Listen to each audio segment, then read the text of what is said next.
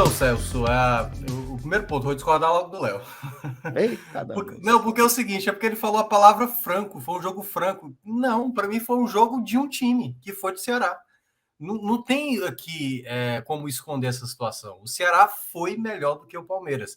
O Ceará não é melhor do que o Palmeiras, se a gente for falar como time, como, enfim, investimento e tudo o que a gente pode falar aqui. Esse era um jogo que eu tratava, cara, se perder por um gol de diferença é muito importante. Aliás, eu cheguei a falar isso durante a semana, né? Na vitória da terça-feira, eu cheguei a mencionar que o Ceará tinha para esse jogo uma possibilidade de ser competitivo. Porque, cara, o Palmeiras está em outro patamar. Outro patamar. Esse Palmeiras que o Ceará enfrentou hoje é o melhor Palmeiras do Abel.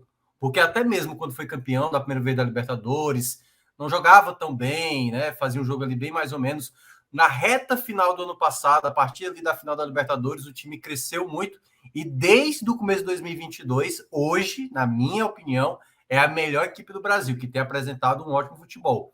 E do time que entrou em campo, só não era o Jorge, né? O titular, porque o Piquerez estava machucado e o Jorge entrou. De resto, Danilo, que muita gente fala de seleção, o Everton, que é um goleiro de seleção, Dudu, que também muita gente fala de seleção, e o próprio Veiga também. Então, o Palmeiras hoje, na minha avaliação, é a melhor equipe do Brasil.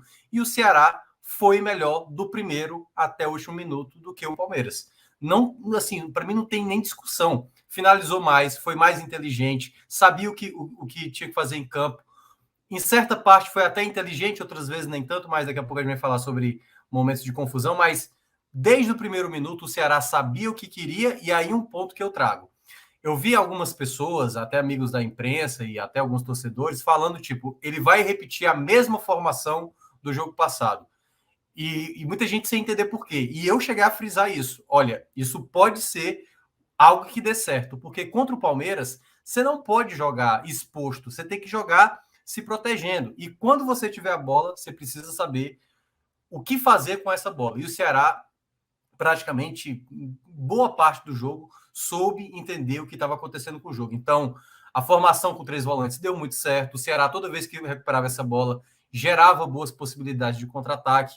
Né? A jogada do primeiro gol, que o Mendonça consegue escapar, o Gustavo Gomes, acho que tentou fazer uma linha de impedimento que não deu certo, e sai o gol ali, o gol contra o do Jorge. Depois o Ceará teve outras possibilidades, faz o segundo gol na jogada de escanteio, né? Uma jogada que sobra ali para o Mendonça bater e fazer o gol. E aí depois o Palmeiras até faz o seu gol, que aí é a qualidade do Palmeiras, ou troca de passes rápidos que o Messias dava condição. E aí eu acho que faltou um pouco o Lima voltar ali para tentar evitar o Zé Rafael ter muita liberdade para finalizar.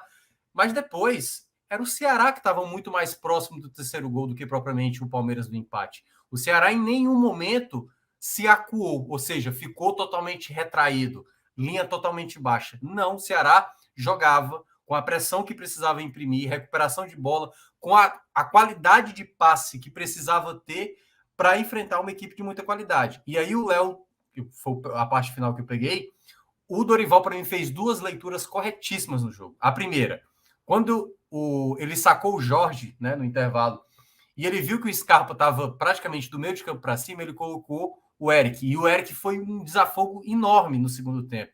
É porque o Eric perdeu gols, perdeu chances, né? Mas o Eric deu muito trabalho pelo lado direito.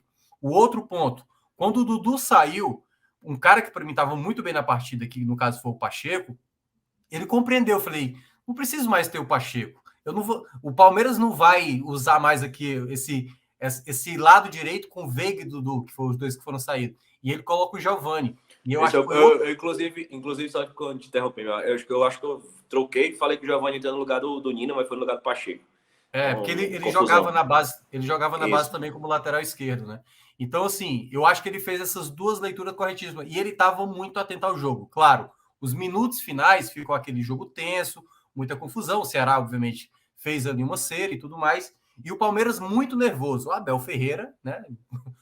Todo jogo ele está lá no ouvido do quarto árbitro reclamando. Ele é desse jeito, e a arbitragem às vezes é muito conivente com essa postura dele, porque ele reclama demais ali na beira do gramado.